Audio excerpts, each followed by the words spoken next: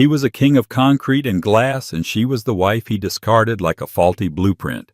"You have no value." He sneered his $10,000 pen, signing the papers that left her with nothing but her name. He thought he had erased her from the ledger of society, a forgotten footnote in his glittering biography. What he didn't know was that in the quiet, shadowed world of forgotten art and reclusive billionaires, a different kind of value exists. He was about to watch the woman he called worthless become the most powerful person in a room he owned, all because of who was holding her hand. This is the story of Emma Vance, and the night her silence finally broke. The room was the color of bone. It was the 74th floor penthouse on Park Avenue, a place Emma Vance had once called home, but it had never been warm. It was a mausoleum of Italian marble, German steel, and cold, unfeeling glass. And seated across a 10-foot slab of polished obsidian that served as a desk was the man who owned it all, Noah William. "Just sign the last page, Emma," he said, not looking up from his phone. He was already scrolling through market reports. The divorce was just another transaction, a merger dissolving. Emma's hand was shaking. It wasn't the loss of the money or the penthouse or the access to a life that choked her. It was the casual indifference. 15 years of her life managing his chaotic homes, raising his public image, curating his collections, and sacrificing her own career as an art historian were being finalized with the same emotional weight as closing a lunch tab. "The settlement," she said, her voice quiet. Noah, it's nothing. My apartment in Brooklyn. That's it." Noah finally looked up. His eyes, the color of a winter sky, were empty of everything but annoyance. He was handsome in the sharp, predatory way of a hawk, a face that graced the cover of Forbes and the Wall Street Journal. He was Noah William, the real estate titan who built the new New York skyline. "Nothing," he scoffed, leaning back in his chair. "You're getting the apartment. It's paid for. What else did you expect? Half, what did you contribute? Emma, did you lay a single brick? Did you negotiate a single zoning deal? I built an empire. You hosted dinners." "I hosted dinners that secured your first billion-dollar partner." Emma said the words tasting like ash. "I found the Rauschenberg in that dusty gallery that you later sold for a 2,000% profit. I managed the charities that made you look like a saint." Noah stood up, a towering, bespoke-suited monument to his own success. He walked to the window, looking down on Central Park. "That was your job, Emma. The job of being Mrs. William. You were overhead, a necessary expense that frankly stopped providing a return." He turned. "Now I have Chloe. Chloe Sterling. She understands my world. She's an asset. She's on the 30 under 30 list. She has 10 million followers. She adds value." Emma felt the blood drain from her face. Chloe Sterling, the tech accessory heiress, all high-gloss polish and ruthless ambition. "And what am I?" Emma whispered, though she already knew the answer. Noah picked up his $10,000 Mont Blanc pen and tapped it against the divorce papers. "You are a 42-year-old woman with a useless master's degree in a dead field. You haven't earned an independent dollar in 15 years. You let yourself go. Your opinions are quaint. Without me, without my name, Emma." He leaned in, his voice dropping to a confidential, cruel whisper. "You have no value. You are a zero." Her breath hitched. A zero. The word echoed in the sterile, cavernous room. He had taken her youth, her expertise, her loyalty, and stamped a zero on her forehead. She picked up the pen. Her hand was steady now. The tremor was gone, replaced by an icy cold. She signed her name Emma Vance, not William. The loop of the V was a sharp, defiant victory. "You're wrong, Noah," she said, sliding the papers across the obsidian. "A zero isn't just nothing. In mathematics, it's a placeholder. It's the difference between 10 and a million. It's the beginning." He laughed. A short barking sound. "A placeholder. You're a ghost. In 6 months, no one will even remember your name." She stood, pulling her simple cloth coat around her. "You're right about one thing," she said, walking to the private elevator. "I'm not Mrs. William. But you seem to have forgotten who Emma Vance was before she met you." "And who was that?" he called after her, amused. "Nobody."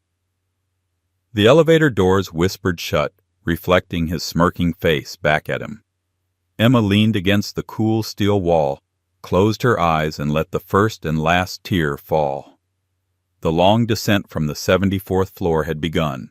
The Brooklyn apartment was small. Not charming New York small, but frustrating hitting your elbows small. It was a fifth-floor walk-up in Greenpoint with steam-clanging radiators and a view of a brick wall. This was the generous settlement Noah had provided a pre-war one-bedroom he'd bought on a whim in 2005 and forgotten he owned. For the first month, Emma was the ghost Noah had called her. She'd unpack her boxes of art history textbooks, their familiar spines the only comfort she had. The severance from her old life was brutal. The friends she had, other wives of other titans, had frozen her out.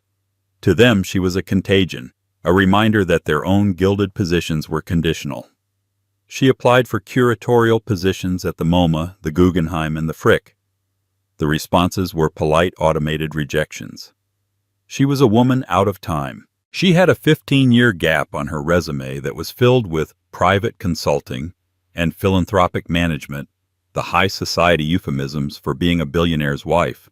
In a world that demanded a hustle, she had been parked in a garage.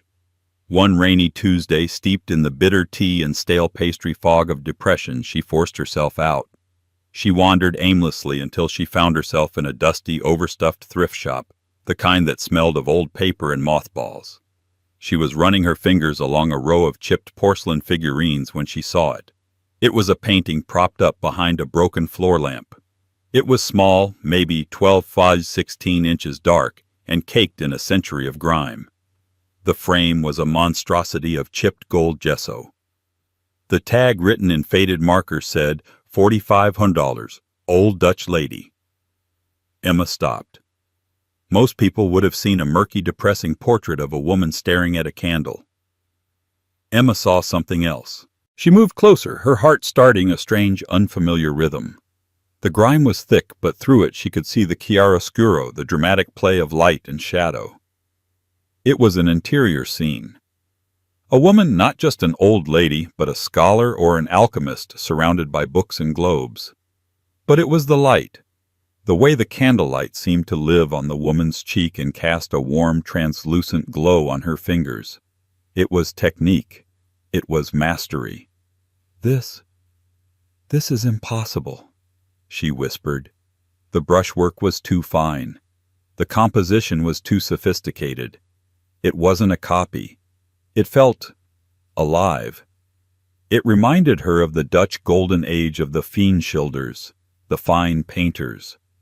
It was reminiscent of Gerrit Douw, but softer, more intimate. She bought it. She used the last of her weekly cash allowance, her hands shaking for a different reason this time. Back in her apartment, she set up a small easel by her only good window. She didn't have a restoration lab. She had cotton swabs, distilled water, and a patience forged in 15 years of social warfare. For weeks she worked. She slept in 4-hour bursts, existing on coffee and adrenaline. With painstaking millimeter-by-millimeter care, the grime of ages receded. And a face emerged. The woman in the painting wasn't just a scholar. She was defiant. Her eyes met the viewer's with a startling intelligence.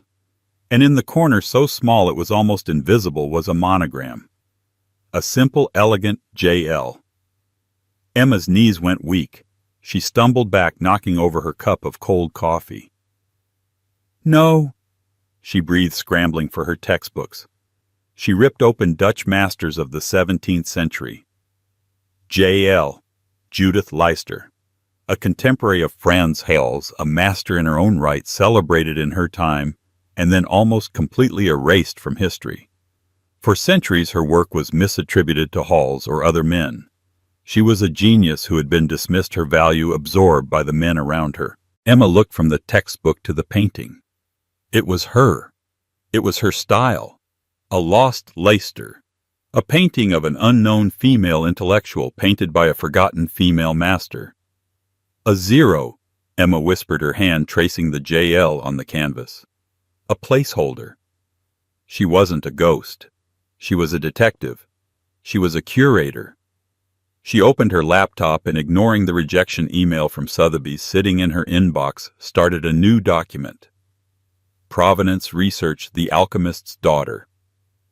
She didn't just have a painting. She had a mission. She had a voice, and she was about to use it. While Emma was discovering a lost world in a layer of grime, Noah William was conquering the current one. His engagement to Chloe Sterling was the event of the season. It wasn't a romance, it was an alliance. The New York Post ran a full-page spread, Titan and Tech Princess to merge. William and Sterling, the new power couple. Their engagement photos taken on Noah's 200-foot yacht were aggressively glamorous. He looked smug. She looked transactional. Noah was also preparing for his crowning achievement, the William Foundation Gala.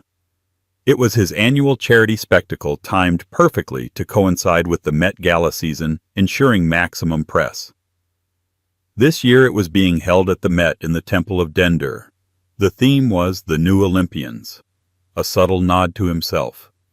He sat in a conference room, his team of 20 fluttering around him. The catering by Jean-Georges, his assistant said. The floral arrangements are costing $200K. The celebrity host is confirmed. And... "What about the auction?" Noah snapped. "The auction is the centerpiece. It's what gets the real donors to open their wallets." "We have the usual," his VP of PR said. "A week on St. Bart's, a custom Patek Philippe, a walk-on role in that new Marvel movie." "Trinkets," Noah spat.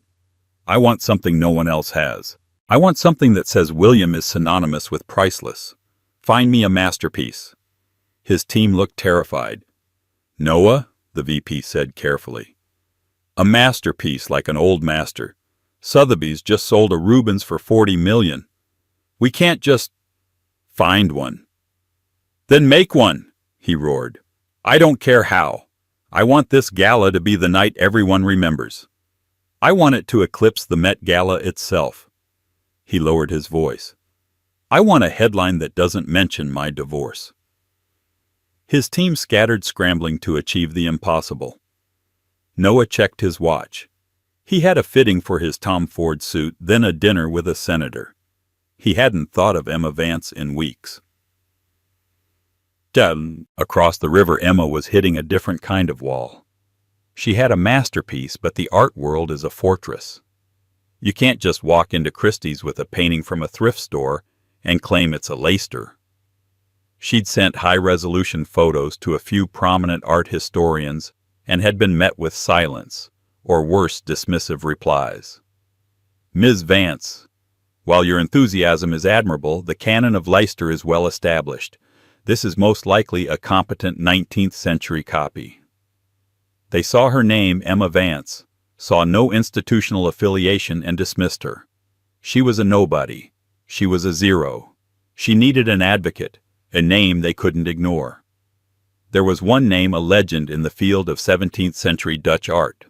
A man so revered, so notoriously reclusive and academic that his word could move mountains. Dr. Eris William. He was a professor emeritus at Yale, the author of the definitive text on the subject. And in a twist of acidic irony, he was Noah Williams' uncle. Emma had met him only twice. Eris was the black sheep of the William family, the intellectual who had turned his back on the family's brutal real estate business to live a life of the mind. Noah despised him, calling him the dusty old fool who chose books over billions. Emma found his email address through the university archives. She wrote a careful, respectful, and clinically detailed email attaching her photographs and her initial research. She didn't mention Noah, she didn't mention her divorce. She signed it, Emma Vance, Independent Researcher. She expected no reply. It came 3 hours later. It was one line. "Call my office, tomorrow, 9 a.m. Her hands were shaking so hard she could barely hold the phone the next morning.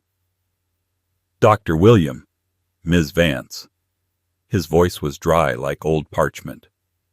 "I looked at your photos. I am intrigued. Your analysis of the brushwork on the lace collar is astute. Most amateurs would miss that. You believe it's Leicester." I am certain of it, sir. The monogram, the handling of the light on the globe, the psychological depth of the subject, it's all her. It's a lost piece from her late period after 1640. There was a long silence. Yes, that's what I thought too.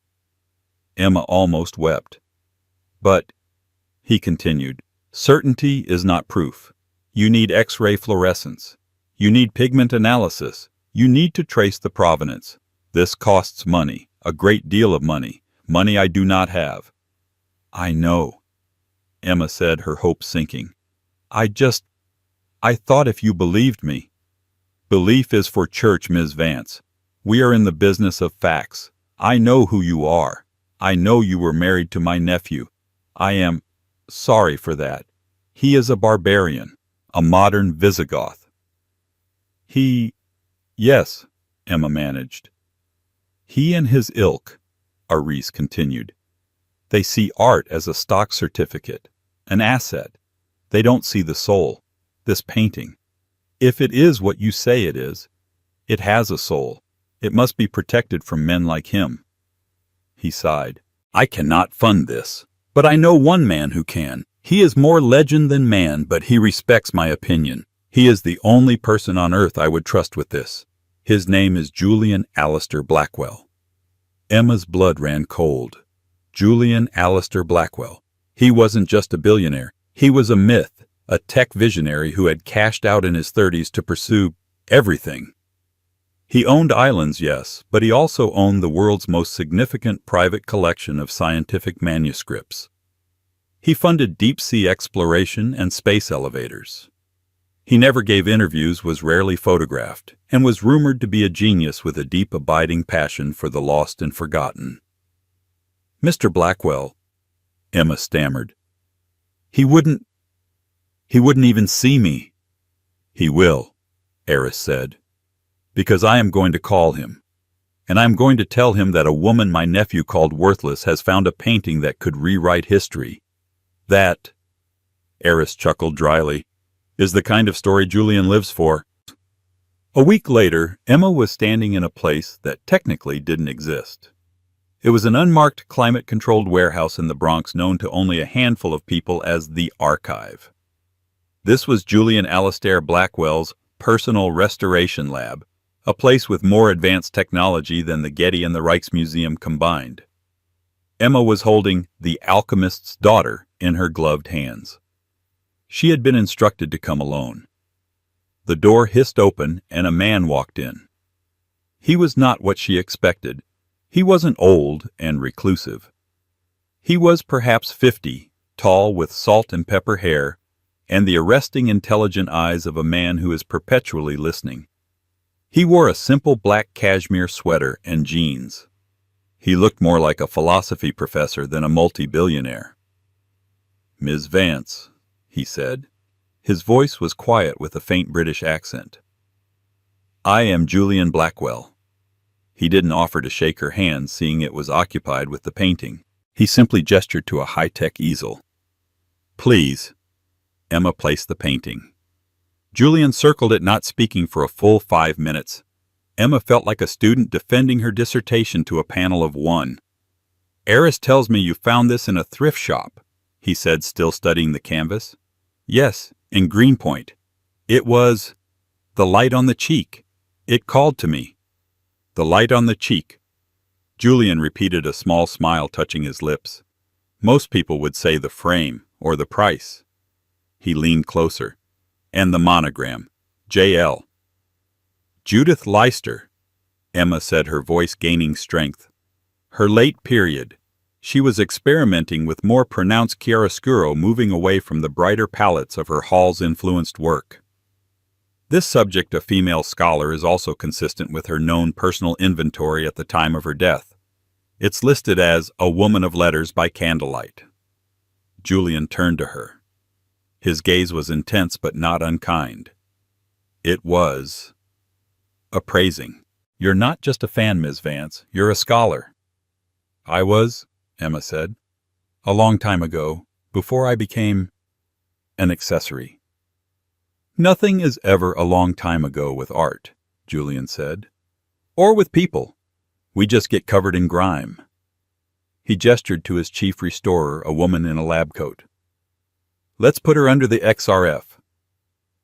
For the next 8 hours, Emma and Julian watched. They watched as the X-ray fluorescence scanner analyzed the pigment composition layer by layer without touching the canvas. "The lead tin yellow," the restorer murmured, looking at her screen. "It's consistent. The lack of synthetic blues. The composition of the lead white. It's all period correct for the 1640s. Then came the infrared reflectography penetrating the paint to see the underdrawing. There, clear as day, was the artist's first sketch, a faster, more energetic drawing with changes to the position of the globe, and the signature. Not just the monogram, but a full Judith Leister signature painted over by the artist herself when she added the monogram. Emma covered her mouth, tears welling. It was real. She had done it. "Congratulations, Ms. Vance," Julian said, his voice soft. "You've just rediscovered a masterpiece. She's worth, at a conservative auction estimate, $30 to $40 million.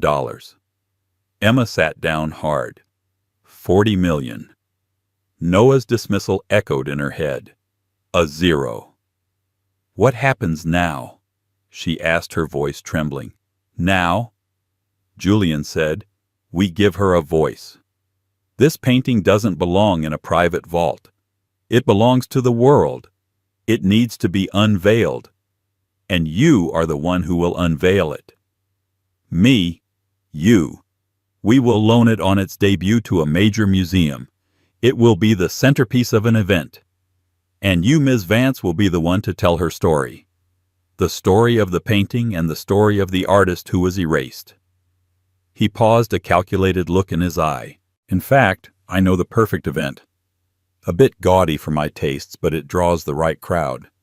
And it's one where the press will be particularly interested in a story of hidden value. The William Foundation Gala." Emma's blood turned to ice. "Noah's Gala at the Met." "The very one," Julian said. "I am on the board of the Met and a primary underwriter of the event, much to Mr. Williams' annoyance. He's been begging me for a centerpiece for his auction. I think we've just found it. The museum will host the unveiling, and the auction will be for a naming rights donation. The highest bidder gets their name on the plaque as the patron who brought it to the museum. The money goes to the Met's acquisition fund for female artists." "He'll never allow it," Emma said. "Not if it's from me." "He won't know." Julian smiled. "The painting is being loaned by a private European collector. You will be listed as the guest curator and discoverer. He won't see the program until the night of the event. By then he'll be on stage trapped by his own ego." This was terrifying. It was brilliant. It was war fought not with lawyers but with provenance. "But Noah," Emma started, "he'll try to stop me. He'll humiliate me." Julian Alistair Blackwell looked at her, and for the first time she saw the steel beneath the cashmere. "He can try," he said, "but he's a man who values objects. He's about to come up against two people who value history. He doesn't stand a chance." The 2 weeks leading up to the gala were a blur of high-stakes preparation and covert warfare. Noah William was ecstatic. He had his masterpiece. A private European collector, Julian Blackwell's shell company, had agreed to unveil a lost 17th-century painting at his gala. He was insufferable. "A lost masterpiece," he bellowed on a conference call. "It's going to make my gala legendary. The Times is doing an exclusive. Vogue is covering the unveiling." "Noah," his PR head said timidly, "the collector is also insisting that the art historian who discovered and authenticated the piece be the one to present it. Ms. Emma Vance." The name dropped into the room like a bomb. There was a dead, chilling silence on the line. "What?" Noah said, his voice dangerously low. "Did you just say Emma Vance? She's listed as the guest curator." Noah hung up the phone. He didn't yell. He didn't throw anything. He went very, very still. "Emma," His Emma. The zero. The ghost. He saw the entire play in an instant. This was a humiliation. She had conspired with someone, that dusty old fool heiress, probably to ambush him at his own event. He buzzed his legal team. "I want an injunction. Now. I want you to file a claim that any art discovered by Emma Vance during our marriage is marital property. That painting is mine." His lawyer, a shark named Harrison, paused. "Noah, that's a long shot. She found it after the divorce, and it was in a thrift shop." "I don't care," Noah roared. "Leak it. I want a story in the Post tomorrow. William's ex-wife sued for stealing priceless art. I want her discredited. I want her ruined. I want her portrayed as a vindictive, thieving liar. I want her to be a laughingstock before she even sets foot in that museum." The next day the headline hit: "William's thief ex-wife sued for $40 million over thrift store masterpiece." The story was brutal. It painted Emma as a grifter who, with the help of a sugar daddy billionaire they didn't dare name Blackwell, but the implication was clear, had fabricated a story to extort her ex-husband. Emma woke up to her phone exploding. She read the article and felt the floor drop out. Her small apartment felt like a cage. They were painting her as a whore and a thief. Noah wasn't just trying to win, he was trying to annihilate her. She was about to call Julian and back out to tell him to sell the painting and let her disappear when her doorbell rang. It was a courier. He handed her a large flat velvet box and a simple handwritten note. The box contained a dress. It wasn't a flashy, glittery revenge dress. It was a deep, emerald green velvet gown by a designer she didn't recognize, simple, elegant, and powerful. It was the color of old money and deep forests. The note was on Julian Blackwell's personal stationery. "Emma, barbarians always use the crudest weapons. They shout, they lie, they break things. They know no other way. Your weapon is the truth. It is quiet, but it is made of iron. Do not read the news. Do not answer your phone. Put on the dress. I will see you tonight." Jay, tucked into the box, was a second smaller box. Inside, on a bed of silk, was a Cartier brooch from the 1920s. It was a phoenix, its wings rendered in platinum and diamonds. Emma closed her eyes. He was right. Noah had drawn his sword, but she was the one holding the masterpiece. She put on the dress. She pinned the phoenix to her shoulder. And for the first time in her life, she felt truly, terrifyingly valuable. The Temple of Dender at the Metropolitan Museum of Art was not a room. It was an event horizon. The ancient sandstone temple, a gift from Egypt, was suspended in a vast glass-walled chamber. Tonight it was lit in hues of deep sapphire and shimmering gold, making the entire structure appear to float on the black mirror-like surface of the reflecting pool. The air thrummed with the sound of 1,000 conversations, the clinking of champagne flutes, and the distant, elegant strains of a string quartet. This was Noah Williams' new Olympus, and he was its Zeus. He stood near the entrance, a shark in a flawless Tom Ford tuxedo, his arm possessively around Chloe Sterling. She was a vision in liquid gold, a dress so tight it looked poured on her every angle, designed to catch the light and the camera flashes. They were the center of the room's gravity. "Mr. William? Mr. William?" A reporter from the New York Post, the same paper that had run his hatchet job, shoved a microphone toward him. "Your reaction to the morning's lawsuit, the one claiming your ex-wife is a thief."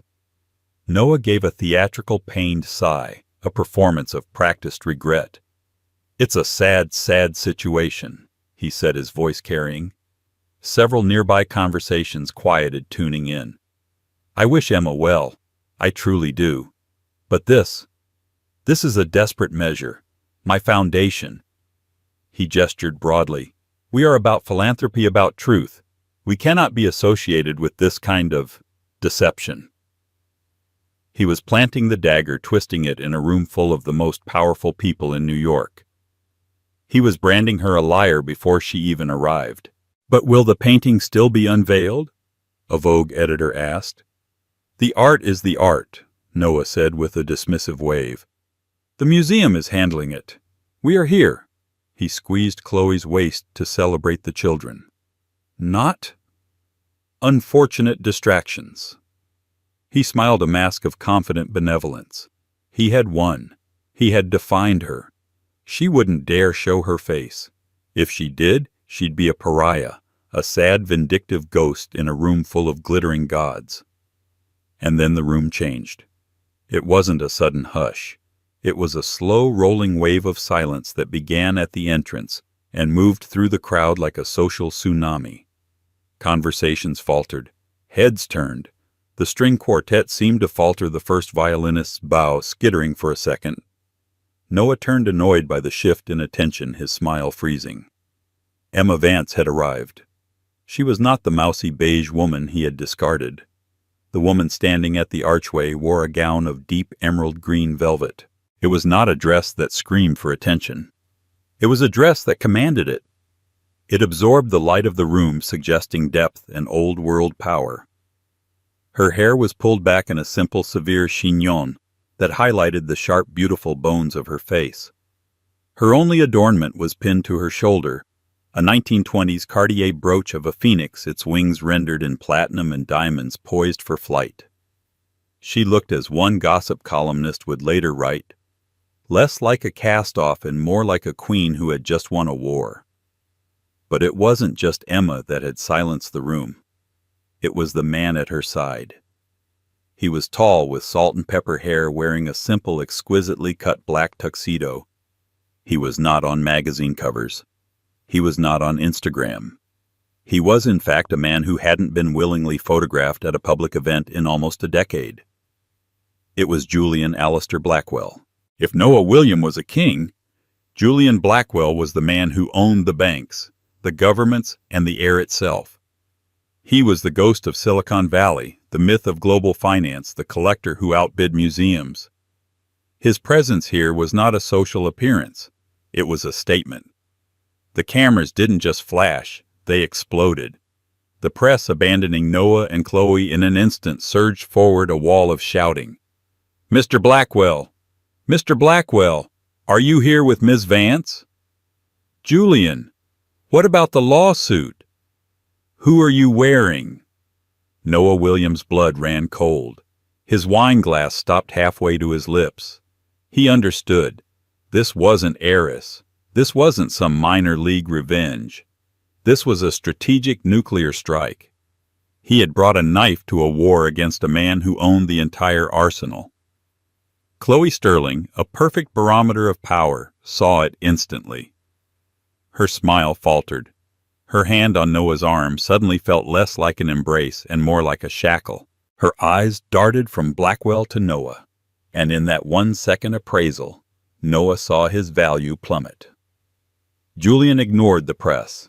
His hand rested lightly, professionally, on the small of Emma's back.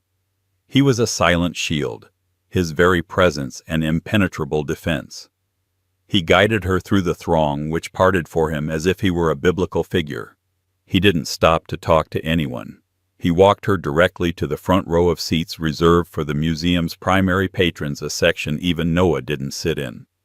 Noah, regaining a fraction of his composure, his face pale with rage, stormed over. He was still the host. This was his room. "Julian," he said, his voice a tight, strangled facsimile of warmth. "What a surprise. I didn't know you were coming." "I'm on the board, Noah," Julian said coolly, his voice quiet but carrying. He was helping Emma to her seat. "And you brought her?" Noah sneered, unable to help himself, gesturing at Emma as if she were a piece of contaminated luggage.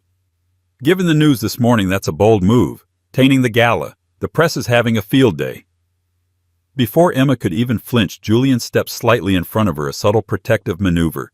He turned his full, calm attention to Noah. "Tainting," Julian said. "You mean the fictional story your lawyers leaked to the Post at 3 a.m.? A story, I might add, that my legal team, Ms. Vance's new legal team, is classifying as defamation per se." Noah's face went from pale to white.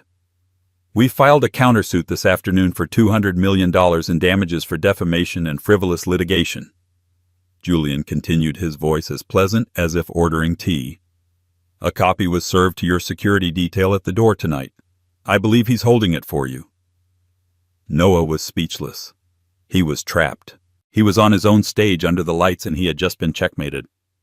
"Now if you'll excuse us," Julian said, "we're here to celebrate a work of art, something you of all people should appreciate the value of." He took his seat beside Emma. Noah was left standing in the aisle, his face a mask of apoplectic, impotent rage. The auction began. It was a blur of the usual trinkets. The St. Bart's Vacation, the custom Patek Philippe. Then the main event. The lights in the great hall dimmed, leaving only the sapphire light on the temple and a single brilliant white spotlight on the stage.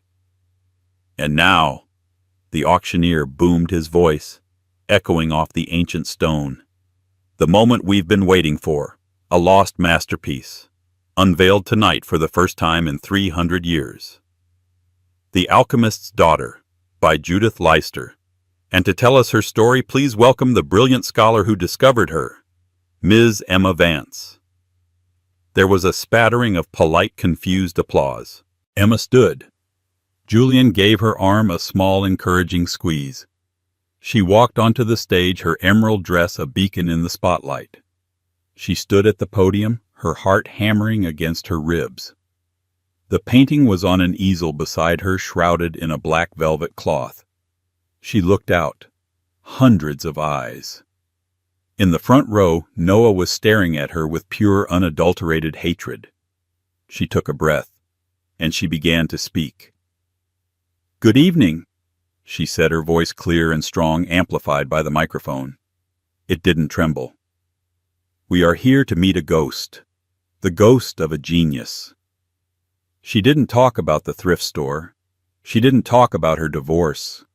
She talked about Judith Leister. She told the story of a woman who was a master of the Dutch Golden Age, a member of the Painters Guild, a contemporary of Frans Hals. A woman who, after her death, was erased. For centuries, Emma said, her work was stolen. Her signatures were painted over. Her genius was attributed to the men around her. The world decided she had no value. They were told she was a zero. History made her a zero. Her name, her legacy was absorbed by those who had more power. She glanced at Noah. He was rigid. "We are often told," she continued, "that value is determined by the market, by the signature, by what men in boardrooms decide. But value, true value, is intrinsic. It is the light on a cheek. It is the truth in an artist's eye. This painting didn't become a masterpiece tonight. It has been one for 3 centuries, waiting for someone to look." She walked over and with one smooth, definitive pull removed the cloth. A collective audible gasp went through the room. The painting was magnificent. It was not a grand, sprawling canvas, but an intimate, powerful one. The light from the single painted candle seemed to glow with an inner fire, illuminating the defiant, intelligent face of the female scholar. It was a mirror of Emma. The auction for the naming rights began. "We start the bidding at $5 million, the auctioneer cried. A paddle went up. 5 million, 6 million, 8 million.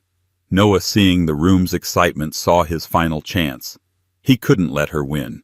He couldn't let her have this moment. He had to own this. He would buy the naming rights. He would put his name on her discovery. He would possess it, control it, and erase her from her own story one last time. "$10 million!" he shouted. The room quieted. The bidding slowed. $12 million, a rival developer at the back called out. $14 million. Noah shot back. 15, said the rival. 20 million, Noah roared, standing up. His face was red. He was glaring at Emma, a vein throbbing in his temple. This wasn't an auction. It was an execution. The room was dead silent. The rival developer shook his head and lowered his paddle. $20 million from our host Noah William, the auctioneer said, his eyes wide. A stunning bid. Do I hear 21 going once, going twice? Noah smiled.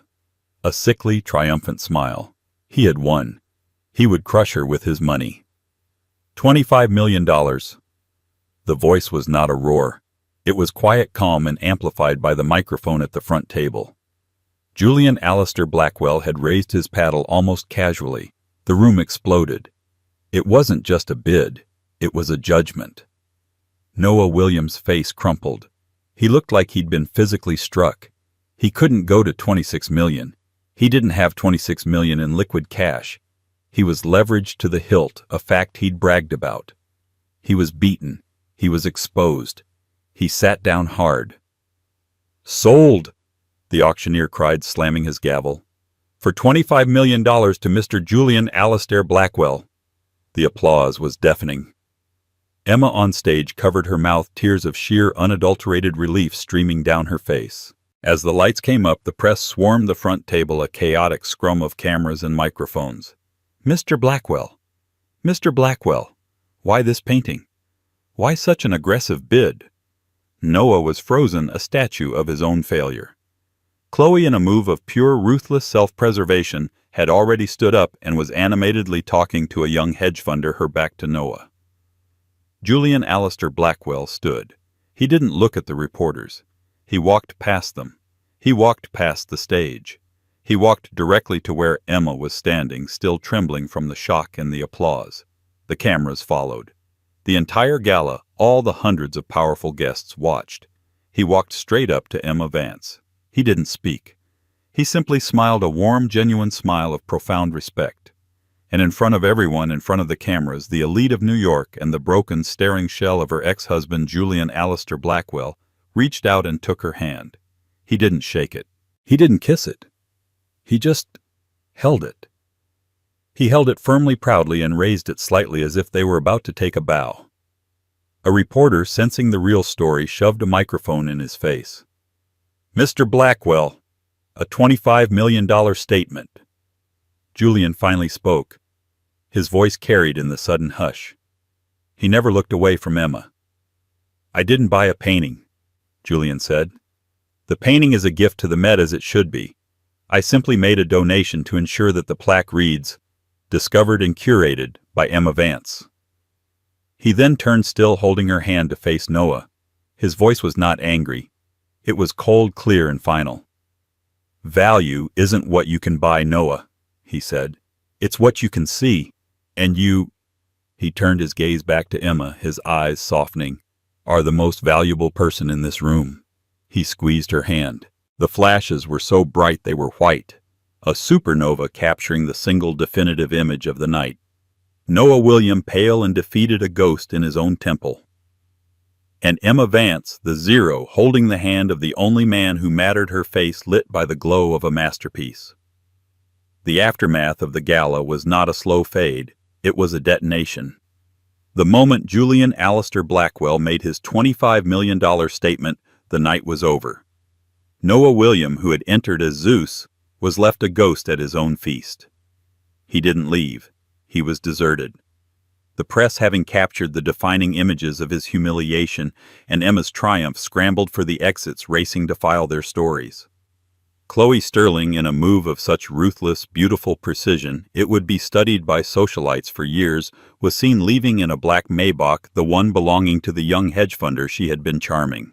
Her departure was a public execution. Noah was left alone, standing under the gaze of the silent ancient temple, a man out of time. Emma woke the next morning in her small Brooklyn apartment, the sound of steam hissing through the radiator. For a moment she thought it was all a dream, the emerald dress, the blinding lights, the solid, reassuring pressure of Julian's hand. Then she saw her phone. It was a solid, vibrating brick of notifications, and when she opened her laptop, the world had been rewritten. The New York Times style section had cleared its front page. The lead photo was not of the painting. It was a full-color half-page image of the exact moment Julian took her hand. His gaze was on her. Hers was on the audience, a single tear of victory on her cheek. The headline, "The Curator's Eye, How Emma Vance and a Lost Masterpiece Stole the Night." The article eviscerated Noah not with insults but with facts, praising Emma's scholarship and Julian's pointed patronage. The Wall Street Journal was even more brutal. It was a front-page business story: Blackwell snubs William in $25 million. Auction. Market correction. The piece was a clinical dissection. It questioned Noah Williams' liquidity, juxtaposing his $20 bid against Blackwell's effortless $25. It then, in a devastating paragraph, mentioned the $200 million defamation countersuit filed by Ms. Vance's new legal team. The subtext was clear: William was a brawler who had picked a fight with a god, and he was dangerously over-leveraged. For Noah William, the dominoes fell with catastrophic speed. First, the social. The new Olympians gala was now a punchline. He was a joke. By noon, 2 of his most prominent board members had formally resigned from his foundation, citing a need to protect our own philanthropic reputations. The invitations to the Hamptons summer circuit, the ones that defined his entire social calendar, silently evaporated. Second, the personal. Chloe Sterling's publicist released a statement at 10 a.m. Ms. Sterling and Mr. William have amicably parted ways. Ms. Sterling is refocusing on her brand and wishes Mr. William the best in his numerous and complex legal battles. It was a masterpiece of polite assassination. Third and most catastrophic was the financial. Julian's $200 million lawsuit was a guillotine freezing Noah's credit lines, but it was Chloe who delivered the killing blow. Furious at the public humiliation and the damage to her own brand, she made an anonymous and very detailed call to the SEC.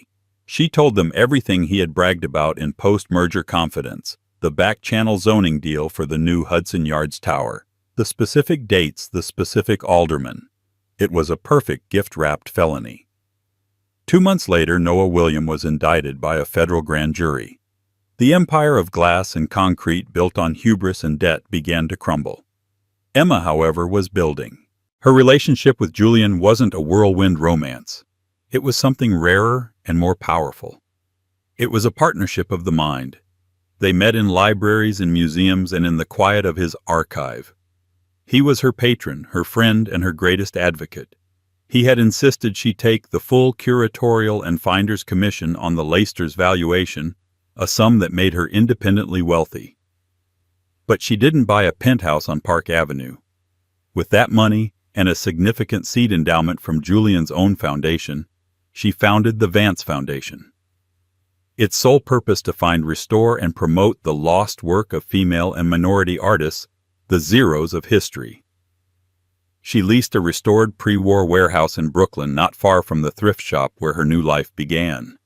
It wasn't a sterile office. It was a state-of-the-art conservation lab, a library, and a gallery.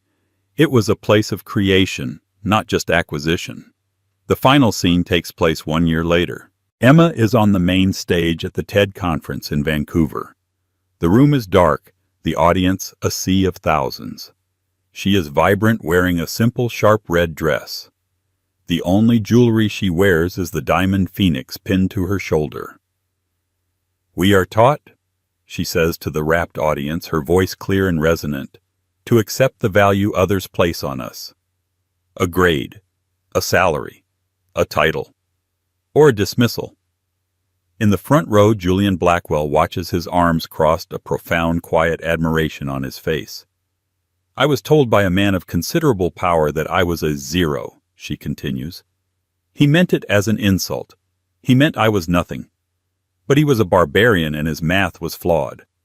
A quiet laugh ripples through the room. "A zero is not nothing. It is a beginning. It is the empty space from which all things are created. It is the placeholder that turns 10 into 10 million. The worthless painting by the forgotten artist, the discarded wife. They are not valueless. They are simply waiting. They are the zeros holding the space for the value that is to come." Miles away in a cramped, fluorescent-lit lawyer's office, Noah William watches the same TED Talk streaming on a laptop. He is out on bail, his assets frozen. His Tom Ford suits are gone, replaced by a rumpled dress shirt. The king of concrete is in a concrete box, and the laptop screen is his only window to the world he lost.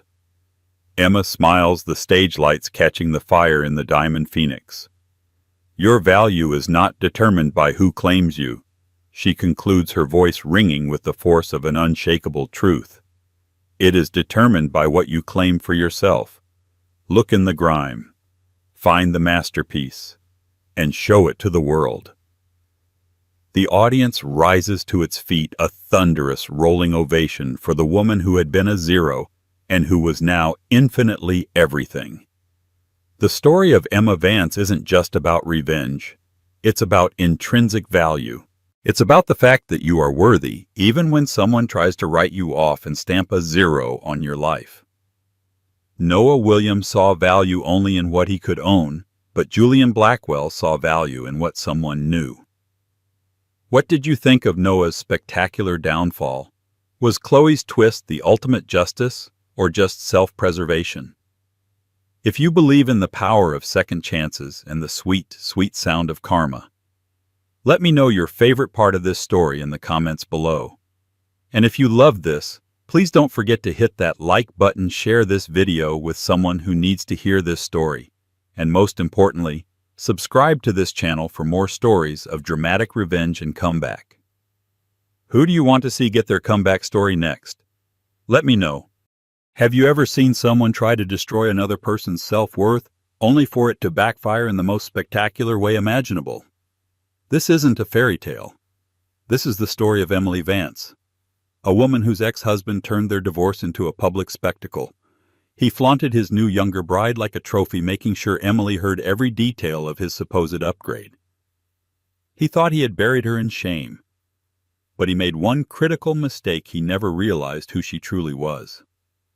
What happens when the woman he threw away doesn't just get back on her feet, but rises so high that she ends up marrying the one man he could never hope to be? Stay tuned. Emily Vance once believed her life was a portrait of success. She was married to Michael Sterling, a charismatic and ambitious investment banker whose star was rapidly ascending at Morgan Stanley. They lived in a sleek, minimalist apartment in Tribeca with floor-to-ceiling windows that looked out over a city that felt like theirs to conquer.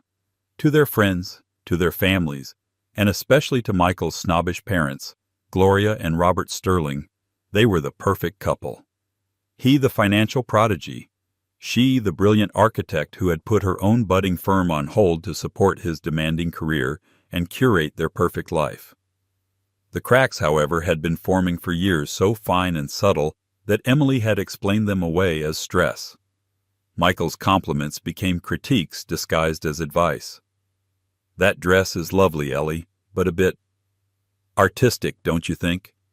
You want to project power, not whimsy." Her design ideas for their home were dismissed as not the right aesthetic for our brand. Their brand. That's what their marriage had become. The end came not with a bang, but with the cold, sterile click of a closing laptop. Michael came home one Tuesday evening, his posture radiating a chilling calm. He didn't even take off his Tom Ford coat. "Emily, we need to talk," he said, standing by the door as if he were a visitor. She was sketching at their Marble Island, a new community arts center she was designing pro bono. "Okay," she said, putting her pencil down. "Tough day at the office." "My life is about to change." Drastically, he announced, his voice devoid of warmth. "I've been seeing someone. Her name is Tiffany Chamberlain, and I'm leaving you for her." The words hung in the air, sharp and poisonous. Emily felt the blood drain from her face. Tiffany Chamberlain. The Instagram model, Michael. She's 23. A smirk played on his lips. She's 24, and she understands the kind of life I'm building. The visibility, the networking. She's an asset. He looked around the apartment she had so lovingly designed. "I'll be generous, of course. My lawyer will be in touch." The divorce was a public execution. Michael, it turned out, hadn't just been seeing Tiffany. He had been parading her around New York's elite social scene for months. Friends who had smiled at Emily at galas last month were now tagged in Instagram photos with Michael and Tiffany clinking champagne glasses on a yacht in the Hamptons. The captions were nauseating. New beginnings. Power couple. Upgrade. Michael made sure Emily saw every post. He didn't block her. He wanted her to watch. He wanted her to see Tiffany wearing a Cartier bracelet he'd once promised Emily for their 10th anniversary. He wanted her to see the glowing feature in a society magazine about Wall Street's hottest new couple, complete with a photo shoot in their apartment. The article painted Emily as a footnote, the starter wife who couldn't keep up with his meteoric rise. The worst part was the small, intimate betrayals. He weaponized their shared memories against her. He took Tiffany to Per Se, the restaurant where he had proposed to Emily, and posted a photo of their hands intertwined on the table, Tiffany sporting a new impossibly large diamond. The caption read, "Finally getting it right." His parents, Gloria and Robert, were equally cruel. Gloria called Emily once not to offer condolences, but to twist the knife. "Well, Emily, dear," she'd said, her voice dripping with false sympathy, "Michael just needs someone who shines a bit brighter. Tiffany is just so vibrant, you know. She has over 2 million followers. It's wonderful for his business." Emily moved out of the Tribeca apartment and into a small third-floor walk-up in the West Village. The silence of the small space was deafening, broken only by the city sounds outside and the frantic, supportive calls from her best friend Chloe. "He's a monster, Emily. A narcissistic, soulless monster," Chloe would rage through the phone. "You are a prize, and he was too stupid to see it." But Emily didn't feel like a prize. She felt discarded. Michael's campaign of humiliation was working. She started avoiding their old haunts, stopped checking her social media, and shrank into herself. He had taken her love, her home, her confidence, and her future, and replaced it all with a bright, shiny younger model, ensuring the whole world watched as he did it. He wasn't just breaking up with her. He was trying to erase her, to paint her as the drab black-and-white photo before his new life in vibrant Technicolor. And for a long time, sitting alone in her tiny apartment surrounded by moving boxes she had no energy to unpack, Emily started to believe him. The first few months post-divorce were a gray fog. Emily felt like a ghost haunting the edges of a life that was no longer hers. Every corner of New York seemed to hold a memory of Michael, a shared laugh in a coffee shop, a stolen kiss under a street lamp in Central Park, a celebratory dinner in a now forbidden restaurant. His digital ghost was even more relentless. Friends with well-meaning but clumsy intentions would bring him up. "Did you see Michael and Tiffany are in Aspen?" Or "I can't believe he bought her that Birkin bag." Each mention was a fresh stab. Chloe, a fiery art gallery curator with zero tolerance for nonsense, became Emily's gatekeeper. "Listen up," Chloe declared one evening, snatching a pint of ice cream from Emily's hands and replacing it with a glass of wine. "The pity party is officially over. We are not letting that slick-haired, soulless Ken doll win. Your name is Emily Vance. You were a rising star at Columbia's School of Architecture before you decided to project manage his ego. It's time to get back to you." Chloe was right. Michael had convinced her that his world was the world, that success was measured in stock prices, gala invitations, and the reflective shine of a new Rolex. He had made her feel small, artistic, and impractical. But in the quiet of her new apartment, away from his judgment, Emily slowly began to find herself again. She unpacked the boxes not with a sense of loss for the home she'd left, but with a budding excitement for the one she could create. She pulled out her old sketchbooks, her drafting tools, her architectural models. Dust motes danced in the afternoon light as she unrolled blueprints for projects she had dreamed up years ago, a sustainable library that integrated nature into its very core, a series of modular, affordable homes for low-income families, a soaring glass atrium for a museum. These weren't just buildings, they were her soul, translated into structure and form. For 5 years they had been gathering dust under the weight of Michael's ambition. She started small. She took on a minor renovation project for a friend of Chloe's, a cramped south of Houston Street loft that needed light and life. Emily poured all her pent-up creativity into it. She knocked down a non-structural wall, designed custom shelving that climbed to the ceiling like a vine, and found a way to install a massive skylight that flooded the space with sunshine. The result was transformative. Her work was more than just good, it was inspired. The loft owner was ecstatic and recommended her to a colleague who then recommended her to another. A trickle of work became a steady stream. Emily established a small LLC, Vance Designs. She built a simple, elegant website showcasing her work, her philosophy clear in every line. We don't just build spaces. We create environments where people can thrive. One evening, while working late on a set of blueprints, her phone buzzed with a notification. Against her better judgment, she glanced at it. It was a tag from a distant cousin. The photo was of Michael and Tiffany beaming on the cover of Modern Engagements magazine. The headline read, "A sterling match finance king, Michael Sterling and influencer Tiffany Chamberlain plan the wedding of the decade." The article was a masterpiece of curated arrogance. Michael bragged about the venue, the Oheka Castle on Long Island. He bragged about Tiffany's custom-designed 8-carat diamond ring. He bragged about their plans for a 6-week honeymoon, circumnavigating the globe on a private jet. But one quote attributed to an unnamed friend struck Emily like a physical blow. Michael is finally with someone who matches his ambition and his lifestyle. His ex-wife was a lovely girl but very quiet. More of a homebody. He needs a star on his arm, and Tiffany is a supernova. The old familiar shame coiled in her stomach. A homebody. Quiet. The words were designed to paint her as a failure, a domestic creature unfit for the dazzling world he now inhabited. She closed the browser, her hands trembling. For a moment she felt herself sliding back into the gray fog. But then she looked at the blueprint spread across her desk. She saw the clean lines, the innovative concepts, the life she was building with her own 2 hands and her own mind. He could have his supernova. Supernovas were brilliant, yes, but they were also violent, explosive, and ultimately they collapsed into nothing. Emily preferred to build things that lasted. With a newfound resolve, she turned back to her work. That night, she didn't just work on her current project. She dusted off an old ambitious design from her college thesis.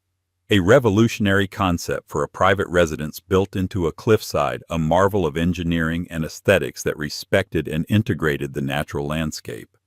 It was bold, impossible, and beautiful. On a whim, she decided to submit it to the prestigious International Architectural Design Awards. The chances of winning were infinitesimal. But for the first time in a very long time, Emily Vance wasn't afraid of the odds. She was building her own foundation, one blueprint at a time. 6 months passed. Vance Designs was thriving in its own modest way. Emily had hired a junior designer and moved into a small but chic studio space in Chelsea. She was making a name for herself in New York's design circles for her innovative use of space and her uncanny ability to infuse soul into steel and glass. She was busy, fulfilled, and had managed to build a wall of professional focus around her heart. Michael and his upcoming nuptials became a dull background noise she could mostly tune out. Then one crisp autumn afternoon, an email landed in her inbox that felt like a glitch in the matrix. The subject line was simple: inquiry regarding your airy design. Emily's heart hammered against her ribs. Airy was the name she had given her cliffside residence project, the one she had submitted to the design awards. She hadn't won the grand prize, but the design had been featured on the competition's website as a notable entry. She had assumed that was the end of it. The email was from an Arthur Pendleton executive assistant to Mr. Julian Thorne. The name sounded vaguely familiar, but she couldn't place it. The message was concise and professional. Ms. Vance, Mr. Julian Thorne has seen your design concept, Airy, and was exceptionally impressed with its vision and harmony with the natural environment. He is seeking to commission a private residence on a property he owns in Big Sur, California, and believes your design philosophy aligns perfectly with his own. He would like to schedule a meeting with you to discuss the possibility of a commission. Please let me know your availability. Sincerely, Arthur Pendleton, Office of Julian Thorne. Emily's hands shook as she typed Julian Thorne into her search engine. The results made her gasp. Julian Thorne wasn't just wealthy. He was in a different stratosphere of existence. He was the reclusive founder and CEO of Ethelred Technologies, a pioneer in sustainable energy and AI. He was a multi-billionaire. But unlike the flashy tech moguls of Silicon Valley, Thorne was intensely private. There were few photos of him online, mostly grainy paparazzi shots of him boarding a private jet or attending a tech conference years ago. He was known for his philanthropic work in environmental conservation and for his almost fanatical dedication to privacy. This man, this titan of industry, had seen her design, and he wanted to talk to her. A week later, Emily found herself in a town car winding its way through the financial district to a sleek, unmarked skyscraper that housed Ethelred's headquarters. She wore her most professional outfit, a sharp, tailored black suit that felt like armor. She clutched her portfolio to her chest, her mind racing. This was the kind of project architects dreamed of. It could launch her career into the stratosphere. She was escorted to the top floor, a space that was the antithesis of Michael's ostentatious world. There was no gold, no marble, no flashy art. The space was a testament to quiet luxury and natural materials. Warm oak floors, walls of glass overlooking the city, and simple, elegant furniture. Arthur Pendleton, a kind-faced man in his 60s, greeted her warmly and led her to a minimalist conference room. "Mr. Thorne will be with you shortly." Moments later, the door opened, and Julian Thorne walked in. He was not what she expected. He was tall and lean, perhaps in his early 40s, with thoughtful dark eyes and a quiet intensity about him. He wore a simple gray sweater and dark jeans, no suit, no tie, no watch. He looked more like a philosophy professor than a billionaire CEO. "Ms. Vance," he said, his voice a low, calm baritone. He shook her hand. His grip was firm and his smile was genuine. "Thank you for coming. I apologize for the summons to my office. I find it's the only place I can guarantee a lack of interruption." "It's an honor, Mr. Thorne," Emily said, finding her professional voice. "Please call me Julian." He gestured for her to sit and took the seat directly across from her, not at the head of the table. "I saw your airy design and I was captivated. Most modern architecture feels like an imposition on the landscape, an act of ego. Yours felt like a conversation with it." For the next hour, they didn't talk about budgets or timelines. They talked about architecture. They talked about the Japanese concept of shake or borrowed scenery. They talked about the importance of natural light and sustainable materials. Julian was incredibly knowledgeable, speaking with a quiet passion that mirrored her own. He saw everything in her design that she had intended. The respect for the environment, the flow of energy, the creation of a sanctuary, not a spectacle. He saw what Michael had called whimsy and recognized it as vision. "The property in Big Sur is special to me," Julian said, his gaze distant for a moment. "It's been in my family for generations.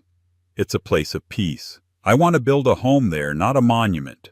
A place to think, a place to be." He looked directly at her.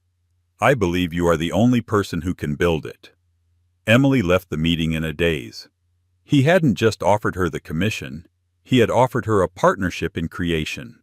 The budget he proposed was staggering, giving her complete creative freedom and access to the best materials and engineers in the world.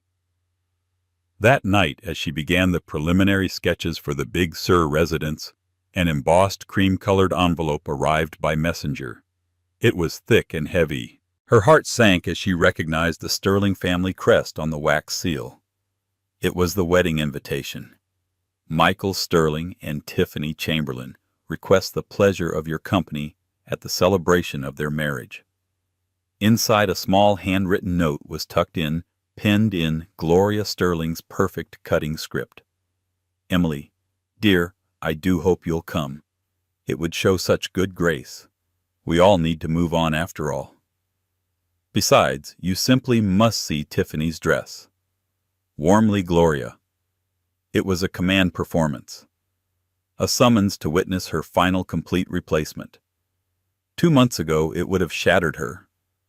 But tonight, as Emily pinned the invitation to her corkboard, she felt a strange sense of calm.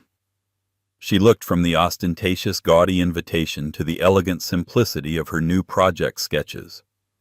One was a world of performance and public image. The other was a world of substance and quiet creation. For the first time, she didn't feel like she was on the outside looking in. She felt like she had been liberated.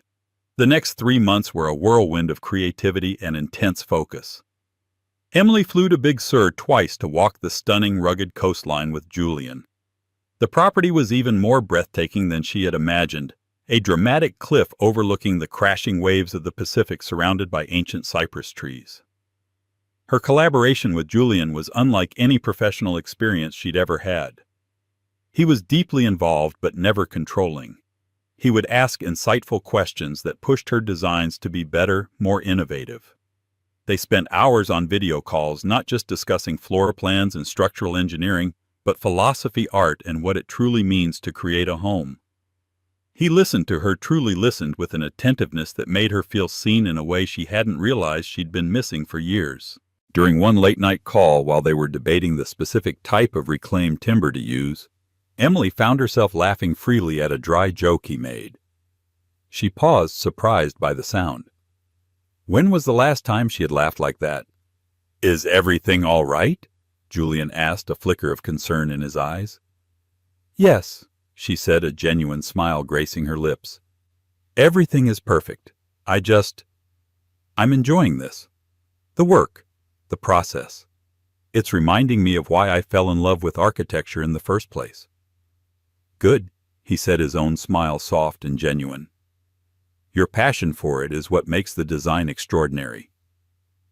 The compliment was simple, direct, and landed in her heart with a warmth that had nothing to do with validation and everything to do with genuine respect. It was the polar opposite of Michael's backhanded praise. As the wedding date loomed, Chloe was adamant. "You are not going to that circus alone. I'm coming with you. We'll be fabulous, unbothered, and we will leave the second anyone says anything stupid, which will probably be within the first 5 minutes."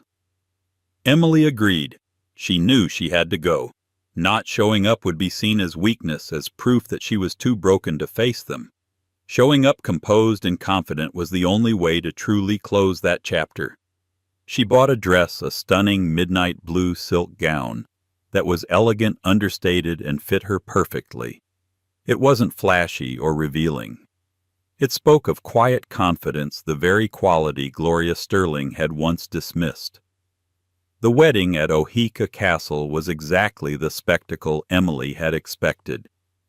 It was a hurricane of white roses, ice sculptures, and shimmering gold accents. Tiffany, in a massive jewel-encrusted dress, looked less like a bride and more like a pageant winner. Michael was in his element, preening in his custom tuxedo, greeting guests with an owner's pride as if he had personally invented marriage. He spotted Emily and Chloe across the ballroom and made a beeline for them, Tiffany in tow like a prize show dog. "Emily, I'm so glad you could make it," he said, his voice booming with false magnanimity. "It means so much that there are no hard feelings." He wrapped his arm possessively around Tiffany's tiny waist. "Have you met my wife, Tiffany?" "We haven't been formally introduced," Emily said, her voice even and calm. She met Tiffany's gaze. The younger woman looked slightly nervous up close, her smile a little too bright. "Congratulations." The ceremony was beautiful. "Thank you," Tiffany gushed. "Isn't this place just a dream? Michael planned everything. He's just so capable." "The best or nothing, right?" Ellie Michael said, using the old condescending pet name. "Speaking of, I heard you're doing some small renovation projects now."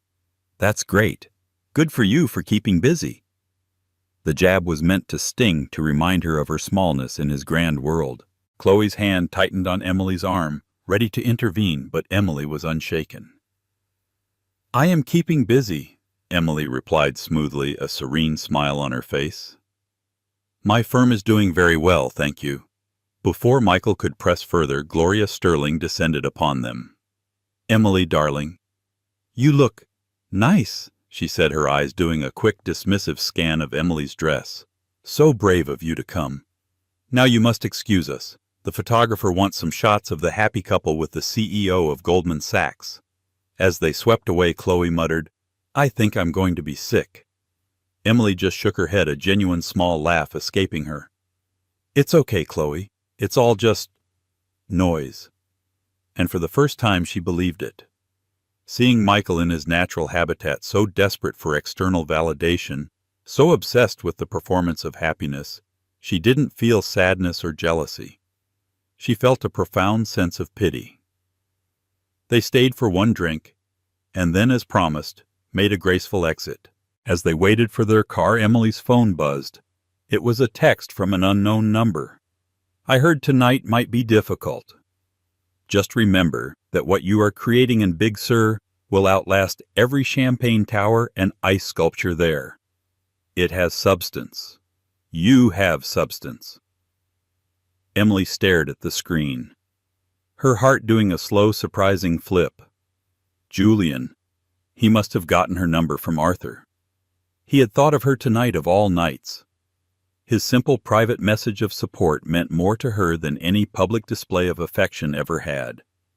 It was a quiet acknowledgement of her worth, a whisper of a new world that had nothing to do with the loud, hollow spectacle she was leaving behind.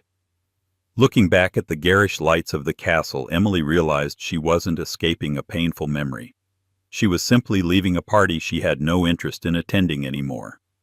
Her future was waiting perched on a cliffside in Big Sur, bathed in the quiet, steady light of the Pacific sun. Autumn bled into winter, and the Big Sur project, officially named the Thorn Residence, became Emily's magnificent obsession.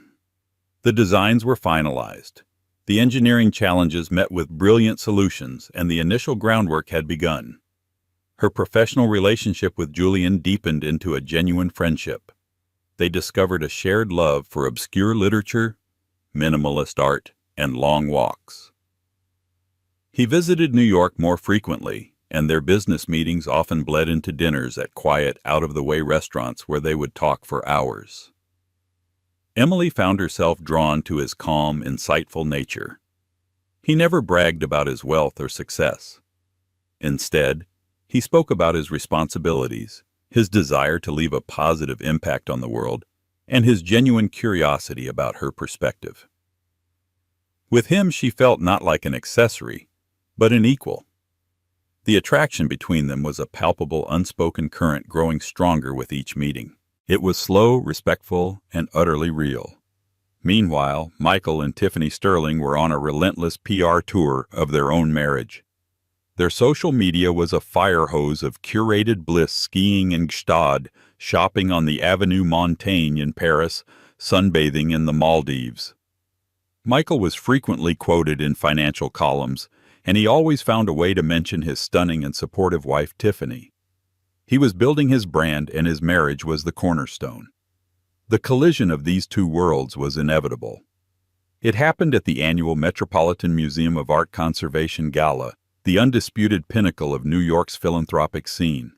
It was the one event Julian attended every year, as he was the primary benefactor. This year he had asked Emily to be his guest. "As the architect of my most important project, it's only fitting you be there," he'd said, though the look in his eyes suggested a deeper meaning. Emily accepted, her heart fluttering with a mixture of excitement and trepidation. She knew Michael and Tiffany would be there. It would be their first public encounter since the wedding. When Julian arrived at her apartment to pick her up, she was momentarily breathless. He was in a perfectly tailored tuxedo, looking impossibly handsome and sophisticated. But it was his smile, warm and meant only for her, that made her feel truly beautiful. "Emily," he said, his voice soft with admiration. "You look exquisite." She was wearing a deep emerald green gown, a color that brought out the light in her eyes. It was a classic, elegant design by a lesser-known designer she admired. It was a dress that whispered confidence. It didn't scream for attention. Their arrival at the Met was quiet and understated. Julian, valuing his privacy, used a discreet entrance, bypassing the main crush of paparazzi on the red carpet. Inside, however, they were instantly the center of a very powerful universe. Captains of industry, famed artists, and old-money philanthropists greeted Julian with deference and warmth, and they all looked at Emily with intense curiosity. Julian introduced her simply and with evident pride. "This is Emily Vance, a brilliant architect." They were enjoying a glass of champagne near the Temple of Dendur when a familiar grating voice cut through the sophisticated buzz. "Well, well, well. Look who's here." Michael Sterling stood before them, a wide, predatory grin on his face. Tiffany was on his arm, dripping in diamonds and a gaudy, feathered Versace gown that seemed to be wearing her. Ellie, Michael said, his eyes flicking over her dress with a hint of a sneer. "I almost didn't recognize you," trying a new look. He then turned his full attention to Julian, extending a hand. "Michael Sterling, Morgan Stanley. We haven't been properly introduced, Mr. Thorne. It's a real honor. My wife Tiffany is a huge admirer of your work in technology." Julian shook his hand briefly, his expression unreadable. "Sterling?" "Yes. I've seen your name." Michael puffed up with pride. "Oh, well, great to hear. We're really making waves in the emerging markets division." He then gestured towards Emily with a dismissive wave of his hand. "I was just so surprised to see my ex-wife here. Small world, right? She's more of the quiet, stay-at-home type. I've been trying to encourage her to get out more since our split." The condescension was thick enough to cut with a knife. He was painting a picture for Julian. "This is my cast-off, a simple girl you found who is out of her depth." He was trying to establish dominance, to reclaim Emily as a character in his story. Emily felt a flush of anger, but before she could speak, Julian moved slightly, placing a subtle, protective hand on the small of her back. The gesture was both intimate and commanding. "I believe you're mistaken, Mr. Sterling," Julian said, his voice calm but laced with steel. "Ms. Vance is not the stay-at-home type. She is in fact the creative visionary behind my new residence in Big Sur.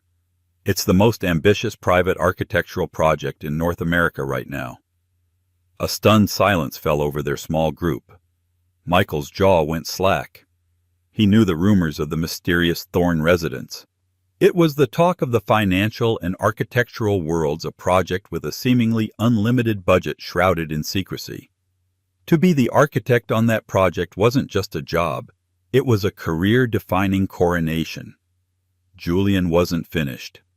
He looked at Emily, his expression softening into one of genuine affection. "And she is not here because I am encouraging her to get out more. She is here as my partner." He didn't need to say more. The word partner hung in the air, electric and definitive. It was a quiet checkmate. In one calm, devastating statement, Julian had not only annihilated Michael's narrative, but had elevated Emily to a level of prestige Michael could only dream of. Michael's face, which had been a mask of smug superiority, crumbled.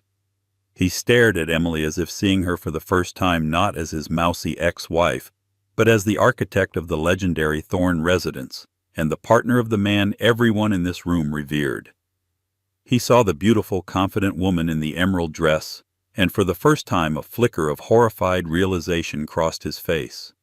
He hadn't just discarded her, he had misjudged her value on a catastrophic scale. Tiffany, sensing the sudden dramatic shift in power, looked confused.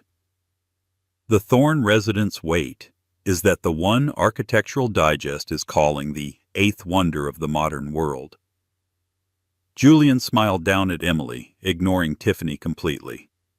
"Shall we go find our table?" he murmured for her ears only. As he guided her away, leaving Michael and Tiffany standing there in stunned, humiliated silence, Emily felt a profound sense of release. It wasn't the thrill of revenge. It was the quiet, powerful joy of being seen, respected, and valued for exactly who she was. The king had been toppled not by a loud declaration of war, but by the simple, undeniable truth. The aftermath of the Met Gala was a silent, deadly shockwave that radiated through Michael Sterling's carefully constructed world. The news of Emily Vance, visionary architect of the Thorne residence, and Julian Thorne's new partner spread through New York's elite circles like wildfire. It was the ultimate society gossip, a story so rich with irony and reversal of fortune that it was irresistible. For Michael, the humiliation was acute and relentless. At work, colleagues who once fawned over him now looked at him with a mixture of pity and morbid curiosity. The Sterling name, which he had worked so hard to associate with success and power, was now the punchline to a citywide joke, the guy who traded a masterpiece for a knockoff. His boss, a man who valued perception above all else, called him into his office for a chat about his public profile. The implication was clear. Michael's brand was now toxic. His parents were mortified. Gloria Sterling called him her voice, a hysterical whisper. "Michael, what have you done? Everyone is talking. The Vanderbilts, the Rockefellers. They're all asking about Emily. They think we're fools, that we cast out a diamond and kept the zirconia." But the most significant damage was happening within the walls of his own Tribeca apartment. The foundation of his marriage to Tiffany, built as it was on the shallow bedrock of status and image, began to crumble immediately. Tiffany's identity was intrinsically linked to being the ultimate upgrade. She had won the prize. The Met Gala shattered that illusion. She had been publicly revealed not as the winner but as the consolation prize. The man she married, whom she believed to be a titan, had been effortlessly dwarfed and dismissed by a true giant. "How could you not tell me who she was working for?" she shrieked at him the night of the gala, her feathered dress now looking ridiculous in their sterile living room. "You made me look like an idiot. You stood there bragging about your job while she's literally building a landmark with Julian Thorne. How was I supposed to know?" Michael shot back, his frustration boiling over. "She was designing closets and loft renovations. It doesn't make any sense." "No, what doesn't make sense is you," Tiffany retorted, her perfectly made-up face contorted with fury. "You told me she was a nobody, a quiet, boring little homebody. But she's the one at the table with the billionaires, and I'm the one you're dragging around like a handbag." Their arguments became a daily occurrence. Tiffany's admiration for Michael, which had always been tied to his perceived power and status, evaporated. She now saw him through the world's new eyes as the man who had fumbled the ultimate prize. She grew resentful, her posts on social media becoming less about their #couple goals and more about her solo shopping sprees and spa days. The we of their brand was dissolving into a very bitter me. Michael in turn began to look at Tiffany and see not a supernova, but a black hole of expense and superficiality. He saw the endless bills for clothes bags and treatments. He heard the vapid conversations about influencers and brand deals. He compared her obsession with selfies and follower counts to his memory of Emily sketching quietly at their island, lost in a world of creation and ideas. The ghost of Emily haunted him. He started to remember things he had long since buried: the intelligence in her eyes when she talked about her designs, her quiet strength, the way she could create warmth and beauty out of nothing. He had called it whimsy, dismissed it as impractical. Now he saw it for what it was. Genius. A genius he had thrown away because it didn't fit into the narrow, boring box he had labeled success. He became obsessed. He scoured the internet for articles about Emily and the Thorne residence. He saw the accolades, the praise from the world's most respected architectural critics. He saw photographs of her and Julian, candid shots of them laughing on the Big Sur site, looking at each other with an easy intimacy that he and Tiffany had never once managed to fake for the camera. The final nail in the coffin of his marriage came a few months later. A deal Michael had been counting on at work, a major stepping stone to a promotion, fell through. He later found out through a colleague that the primary investor had pulled out after a private dinner with Julian Thorne, where Thorne had casually mentioned that any associate of Michael Sterling's was, in his opinion, a man of questionable judgment. Julian never had to say why. He didn't have to lift a finger in anger. His quiet disapproval was a more effective weapon than any overt act of revenge. That night, Michael came home to find Tiffany's closets empty. A single perfectly manicured note was left on the marble island next to a copy of the latest issue of Vanity Fair. On the cover was Emily Vance standing in front of a breathtaking photo of the half-finished Big Sur house under the headline, "The Architect of the Future. How Emily Vance is Redefining American Design." Tiffany's note was short. "I'm going to my mother's in Palm Beach. My lawyer will be in touch." Michael Sterling stood alone in the silent, empty apartment that Emily had once filled with life. He was a king in a kingdom of one. He had bragged to the world about his beautiful bride and his perfect life, and now he had lost it all. Not because Emily had sought revenge, but because she had simply moved on and embraced her own worth, a worth so immense that its light had cast his entire world into shadow.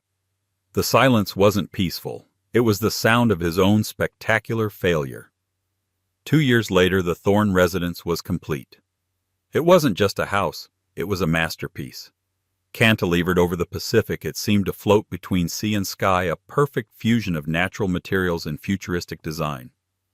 The home was featured in every major architectural publication worldwide, winning Emily the prestigious Pritzker Architecture Prize, the highest honor in her field. Vance Designs was now an internationally sought-after firm with a long waitlist of discerning clients. But Emily's greatest triumph was not professional. It was personal, quiet, and deeply profound. Her relationship with Julian had blossomed into a deep and abiding love. They were partners in every sense of the word. He celebrated her successes as if they were his own, and provided a steady grounding presence that allowed her creative spirit to soar. She in turn brought warmth, laughter, and a new perspective into his structured private world.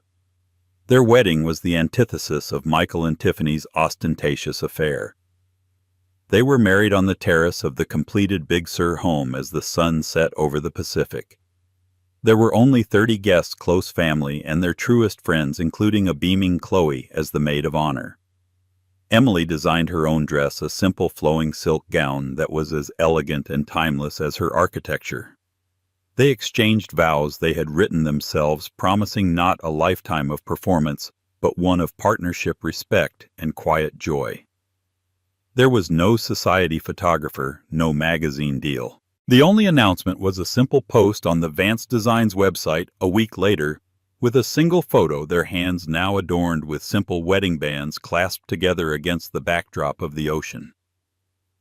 Emily rarely thought of Michael anymore. He was a figure from a past life, a lesson learned. She had heard through the grapevine that his divorce from Tiffany had been messy and expensive.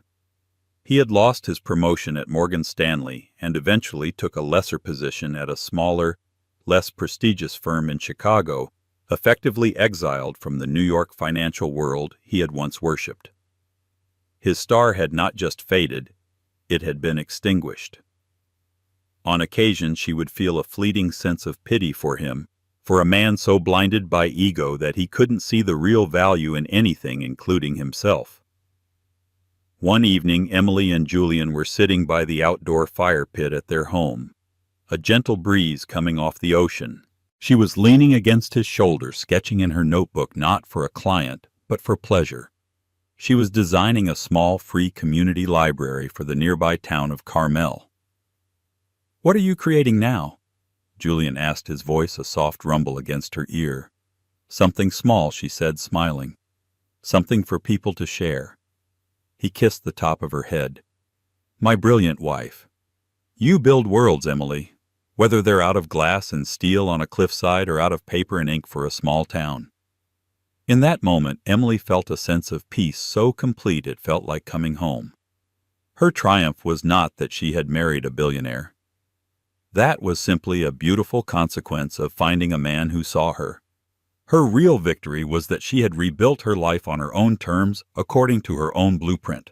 Michael had tried to tear her down and brag about the rubble, but he had failed to understand a fundamental principle of architecture: a strong foundation can withstand any storm. And from the ashes of her old life, Emily Vance had not just built a house. She had built an empire of her own happiness. Life at Big Sur settled into a rhythm of breathtaking beauty and profound peace. For Emily, the past was no longer a shadow that followed her, but a closed book on a distant shelf gathering dust. Her days were filled with light, both literal and metaphorical. She and Julian had founded the Thorne Vance Foundation, a philanthropic venture dedicated to funding sustainable architecture and protecting natural landscapes worldwide. Emily poured her soul into it, scouting projects, mentoring young architects, and using her platform to champion a new generation of design that was both beautiful and responsible. Her marriage was a sanctuary. With Julian, she discovered the quiet power of a partnership built on mutual intellectual curiosity and unwavering emotional support. Their love wasn't a spectacle for public consumption. It was 1,000 small private moments debating a book over breakfast, hiking the cypress trails behind their home. In comfortable silence, his hand finding hers as they watched the fog roll in from the Pacific. She was happy in a way so complete and foundational that the brittle, performative life she'd led with Michael seemed like a story about someone else entirely. The echo from that old life arrived on a Tuesday afternoon, carried on the agitated voice of her best friend. "Emily, are you sitting down?" Chloe asked, her tone stripped of its usual sarcastic levity. Emily was in her studio, the glass walls offering an uninterrupted view of the ocean. She put down her charcoal pencil. "I am now, Chloe. What's wrong?" "You sound rattled." There was a hesitant pause. "He found me," Chloe said, her voice low. "Michael, he's here, in New York. He reached out to the gallery, said it was a matter of life and death. I met him. God, Emily, I don't know why I met him, but I did." A cold dread, unfamiliar and unwelcome, trickled down Emily's spine. She hadn't spoken Michael's name or heard it spoken in her presence in over 3 years. "What did he want?" "To talk about you," Chloe said, her voice laced with a mixture of disgust and a strange, unsettling pity. "Emily, he's a wreck, a complete and utter disaster. He looks 10 years older. His suit was cheap, it was fraying at the cuffs. He's lost everything. The job in Chicago didn't last. He apparently made a series of terrible high-risk investments trying to make a big comeback and got wiped out. The Sterlings cut him off completely after the second divorce. He's been living in some rundown apartment in Queens selling insurance or something equally grim." Emily remained silent, her mind struggling to process the image. The slick, arrogant man in the Tom Ford coat was gone, replaced by this pathetic phantom. He sat there in a coffee shop in south of Houston Street. Chloe continued, her voice gaining a harder edge, and he started talking about the old days, about how he was a fool, how he was blinded by ego. He said he reads every article about you, that he's so proud of everything you've accomplished. He cried, Emily. Actual tears. Said you were the only real thing in his life, and he threw it all away. What does he want, Chloe? Emily repeated, her voice firm, cutting through the emotional preamble. There it was. The real reason. He didn't ask for money. Chloe admitted. He's too proud, or maybe just too manipulative for that. He wants a recommendation, a second chance. He heard the foundation is backing a new sustainable urban development project in Chicago, a massive one. He wants you to put in a good word for him, to help him get a meeting with the developers. He said he just needs one break to get back on his feet, to prove he's a changed man. Emily closed her eyes, the sound of the distant waves filling the silence. The audacity of it was breathtaking. After a campaign of public humiliation, after attempting to systematically destroy her self-worth, he was now appealing to the very grace and decency he had tried to extinguish. He wasn't asking for a handout. He was asking her to leverage her hard-won success, the very success built from the ashes of the life he torched, to salvage his own. Do not respond to him again, Emily said, her voice a calm, cold blade. Don't take his calls. Don't answer his emails. Send him to me. Emily, no, Chloe protested. You don't owe him the time of day. Let me just tell him to get lost. He won't stop until he hears it from me, Emily stated with certainty. He's banking on the idea that I'm still the same woman he can manipulate. I need to close the door myself. For good. That evening she told Julian everything. He listened patiently, his dark eyes watching her, gauging her reaction. When she finished, he didn't offer advice. He simply asked, What does your heart tell you to do? My heart tells me he's a black hole, and getting too close means getting pulled in, she said honestly. But there's this stupid, nagging voice that feels a sliver of pity for the man he's become. Pity is a noble emotion, Emily, Julian said, taking her hand. But it should not be a leash that allows your past to drag you back. His current situation is the direct result of 1,000 choices he made. You are not one of those choices anymore. Your only obligation is to your own peace. She knew he was right. The next day, she sent Michael a single terse email from a new address created specifically for the purpose. Michael, Chloe passed on your message. I am willing to have one and only one 5-minute phone call with you tomorrow at 10 a.m. Pacific time.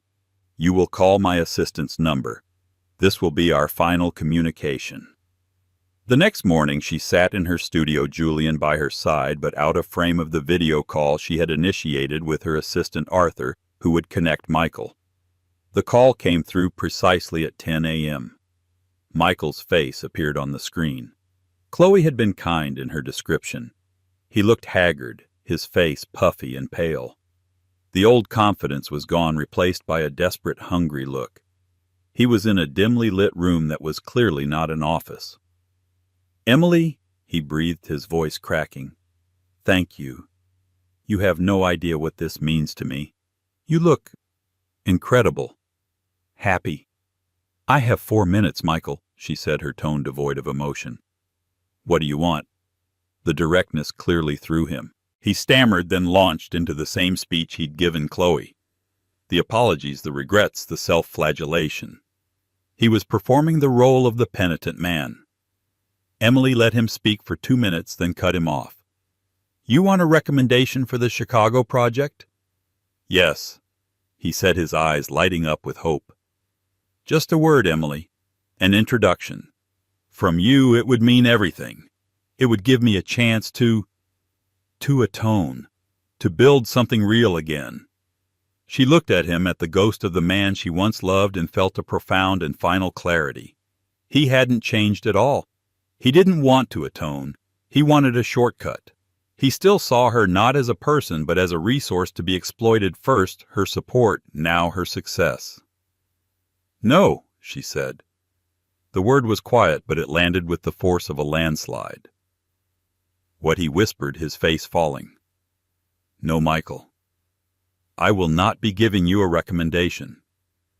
I will not be making an introduction. The life I have built is a testament to what a person can achieve with their own merit when they are free of toxic influences. Your path back, if there is one, must be the same. It must be your own. You want to build something real. Then start from the foundation. Get a job. Work hard. Be honest. Earn your way back. That is the only atonement that matters." Desperation flooded his face. "Emily, please, I'm asking for your help. After everything we shared." "What we shared is over," she stated, her voice unwavering. "And my help would be a disservice to you. It would be one more unearned prize for a man who has never understood the value of anything he didn't acquire easily. My final gift to you, Michael, is the truth. Your life is your responsibility. Goodbye." Before he could respond, she ended the call. The screen went black. A deep, shuddering breath escaped her. She had not been cruel. She had been definitive. She had offered him not the help he wanted, but the advice he needed. Julian's hand came to rest on her shoulder. "Are you all right?" he asked softly. Emily turned to him, a slow, genuine smile spreading across her face. A single tear traced a path down her cheek, but it was not a tear of sadness. It was a tear of release. "I am now," she said. "I'm finally completely free." The echo had faded, and all that was left was the sound of the ocean and the steady, reassuring beat of her own peaceful heart. And so Emily's story isn't one of revenge. It's a powerful testament to the fact that the greatest success is living well and true to yourself. Michael Sterling thought worth was measured by public opinion, by the flashiness of a new partner. But Emily proved that true value is intrinsic. It's in your talent, your passion, your integrity. While he was busy writing captions, she was busy building a legacy. In the end, he became a forgotten footnote in her incredible story. What do you think is the most powerful form of comeback? Is it loud and vengeful, Or is it the quiet, undeniable success that speaks for itself? Let us know your thoughts in the comments below.